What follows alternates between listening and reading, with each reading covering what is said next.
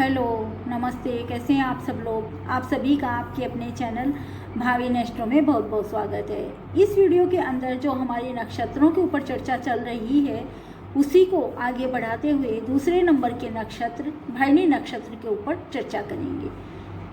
जैसा कि आपको पता है नक्षत्रों के 4 चरण होते हैं, उसी तरह जो भरणी नक्षत्र हैं उसके जो चारों चरण हैं वो मेष राशि के अंदर आते हैं।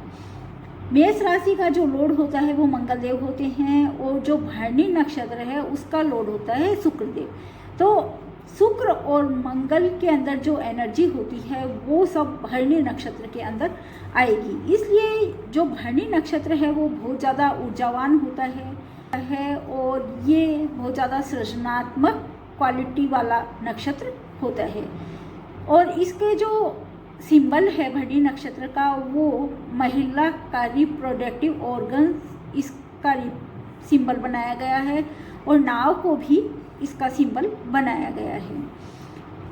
और इसके जो ड्यूटी हैं वो यमदेव हैं और दूसरा इसका ड्यूटी माँ काली को माना गया है। यमदेव जो कि धर्म कर्म का लेखा जोखा रखने वाले होते हैं और ये सूर्य देव के पुत्र भी माने गए हैं यमदेव को। और जो भरणी नक्षत्र है उसके अंदर बहुत ज़्यादा धैर्य होता है और क्योंकि ये लेखा जोखा रखना कर्मों का और उसके हिसाब से पुनर्जन्म करवाना ये सब बहुत धैर्य का काम होता है, इसलिए इस नक्षत्र के अंदर बहुत ज़्यादा धैर्य होता है। और जो भरणी नक्षत्र के लोग होते हैं, जो जातक होते हैं, जिनका भी जन्म के समय चंद्रमा भरणी नक्षत्र में हो या लगन में भरणी नक्षत्र हो, वे लोग बहुत ज़्यादा जिज्ञासु होते हैं और वो जो नए तथा जो अनोखी चीज़ें होती हैं वो उन लोगों को बहुत ज़्यादा अट्रैक्ट करती हैं। और ये लोग जो नया होता है, अनोखा होता है, उसको जानने के लिए हमेशा उत्सुक रहते हैं। जैसे जन्म और मृत्यु के बारे में कोई पूरा अनुमान नहीं हो सकता, उसी तरह बहुत ज़्यादा अप्स एंड डाउन्स, अप्रत्याशित घटनाएं भरणी नक्षत्र के जातकों के जीवन में होती रहती हैं। या तो ये इनके साथ अप्स होगा जीवन में या ये जीवन के अंदर एकदम डाउन पोजीशन में होंगे।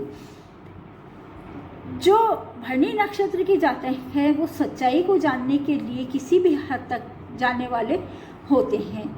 इसके पीछे भी एक स्टोरी जुड़ी हुई है। जो यमदेव थे वो सूर्य के पुत्र थे और जो सूर्य की पत्नी संज्ञा थी वो सूर्य देव का तेज सहन नहीं कर सकी, इसलिए वो अपनी प्रतिमूर्ति छाया को सूर्य देव के पास छोड़ दिया था। जब यमदेव को कुछ ऐसा लगा कि ये शायद मेरी रियल मदर नहीं है तो उन्होंने जो छाया थी उसकी परीक्षा लेने का निश्चय किया। उनको पता था यमदेव को कि अगर ये मेरी रियल मदर होंगी तो ये मेरे को सांप नहीं दे सकती और ना ही मेरे को कोई अपशब्द बोल सकती हैं। तो उन्होंने छाया को लात मारी। जैसे ही इन्होंने लात मारी, छाया ने इनको शाप दिया कि तेरी टांग गल जाए, उसमें कीड़े पड़ जाए। तो यमदेव को पता चल गया कि ये मेरी रियल मदर नहीं है। जब इनको ये पता चला तब इन्होंने सूर्यदेव को बताया और इसके बाद ही सूर्यदेव को पता चला कि जो संज्ञा है वो मेरे को छोड़कर चली गई है।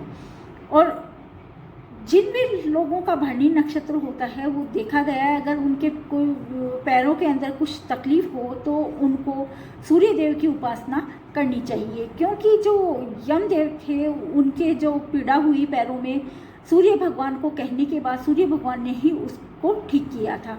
इसलिए अगर भरणी नक्षत्र वालों के कोई पैरों के अंदर परेशानी होती है और कोई दिक्कत होती है तो उन लोगों को सूर्य देव की आराधना करनी चाहिए। के जातक होते हैं उन लोगों को सही गाइडेंस की बहुत ज़्यादा ज़रूरत होती है, क्योंकि वो जो रहस्यपूर्ण बातें होती हैं वो जानने के लिए उत्सुक रहते हैं, इसलिए वो किसी भी हद तक जा सकते हैं और कोई भी अनैतिक कार्य भी ये लोग कर सकते हैं। अगर इनको सही मार्गदर्शन ना मिले तो इन लोगों के जीवन में बहुत ज़रूरी है कि इनको सही मार्गदर्शन जीवन के अंदर मिले। जो भरणी नक्षत्र का लिंग होता है वो स्त्रीलिंग होता है, क्योंकि जो सूर्य देव होते हैं वो जो शुक्र देव होते हैं वो इनके लॉर्ड हैं, और शुक्र ग्रह स्त्री लिंग है, मतलब स्त्री ग्रह माना जाता है। इसलिए जो स्त्रियों के अंदर, जो नारियों के अंदर का जो स्वभाव है, उसके सब गुण और जो दुर्गुण है वो सभी इस नक्षत्र के अंदर पाए जाते हैं। और इसका जो योनि है वो मनुष्य योनि है, और जो प्रकृति है वो पित्त प्रकृति है, क्योंकि मंगल के कारण इसके अंदर पित्त प्रकृति पाई जाएगी। जो पित्त के कारण कर्मठता आती है और ऊर्जा आती है, वो सब क्वालिटी को देखकर इसको पित्त प्रकृति का माना गया है। और जो इसके पशु है वो हाथी है, और इन लोगों की कार्यशैली ऐसी होती है भरणी नक्षत्र की कि ये दो विपरीत परिस्थितियों के मध्य सामंजस्य स्थापित करता रहता है। जैसे कि जीवन मृत्यु, ये दोनों अपोजिट चीज़ें हैं, उनके मध्य ये भरणी नक्षत्र सामंजस्य बैठाने की कोशिश करता रहता है। अब देखते हैं भरणी नक्षत्र में जब चंद्रमा गोचर करता है तो उस समय आपको यात्रा नहीं करनी चाहिए, क्योंकि ये व्यवधान और दुर्घटना का कारण बनता है ये भरणी नक्षत्र। इसलिए उस समय यात्रा को अवॉइड करना चाहिए। और भरणी नक्षत्र के समय आपको कोई भी नया कार्य भी स्टार्ट नहीं करना चाहिए। जो कार्य बंद पड़े हैं, जो जिनके अंदर विलंब हो रहा है, उन कार्यों को आप उस समय फिनिश कर सकते हैं। अब भरणी नक्षत्र से जुड़े प्रोफेशन देखते हैं। भरणी नक्षत्र जैसे बच्चों की स्टडी मटेरियल से संबंधित व्यापार, बच्चों के लिए टॉय से रिलेटेड व्यापार, और कोई जो आपके चाइल्ड केयरिंग सेंटर है उससे रिलेटेड कोई भी काम कर सकते हैं प्रोफेशन के रूप में। और आप शुक्र से रिलेटेड कोई मनोरंजन से रिलेटेड कार्य कर सकते हैं, आप बॉलीवुड से रिलेटेड कोई प्रोफेशन अपना सकते हैं।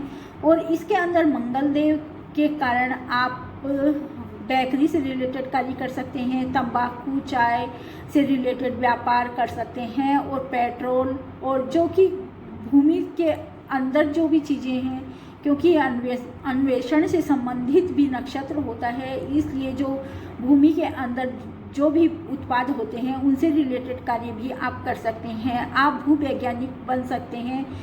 इस टाइप के कार्य इस नक्षत्र के प्रोफेशन के अंदर आते हैं। ये रहा मेरा भरणी नक्षत्र के ऊपर छोटा सा वीडियो। नेक्स्ट वीडियो के अंदर हम जो रोहिणी नक्षत्र है उसके ऊपर चर्चा करेंगे। तब तक के लिए धन्यवाद फ्रेंड्स, नमस्ते। आप लोगों को ये वीडियो अच्छा लगा है तो प्लीज़ इसे लाइक करिए, शेयर करिए, और मेरे चैनल को अभी तक सब्सक्राइब नहीं किया है तो प्लीज़ इसे सब्सक्राइब करिए। धन्यवाद।